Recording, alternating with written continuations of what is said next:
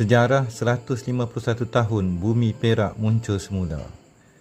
Sekalung penghargaan kepada Tuh Lela Indra dan Lieutenant Colonel Zuraiman bersama dengan sidang hadirin dan NGO yang telah hadir menyempurnakan sebuah perjuangan kisah sebenar Bandar Tua, Kampung Gajah, Pasir Salak dan rantaian sejarah yang amat purba membawa daripada 151 tahun kembali kepada 2000 tahun yang telah berlalu.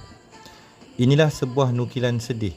Selama 27 hari, Pasir Salak dibedir, dihancurkan sehinggalah kajian forensik militeri dizahirkan semula dan disempurnakan di hadapan orang besar Istana Perak Tuh Lela Indra dan diserahkan kepada bahagian sejarah Angkatan Tentera Malaysia pada penghujung Syawal tahun ini. Kenangan perjuangan Syawal 151 tahun Pasir Salak Perak.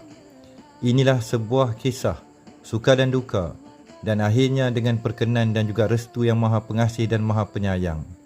Kebenaran kajian secara ilmiah pastinya akan dizahirkan kepada anak-anak bangsa dan dunia. Sekali lagi, selaku Presiden Pertubuhan Adibira Indrayani Kebangsaan, jutaan penghargaan kepada tim Forensik Arkeologi Wisma Pahlawan ATM.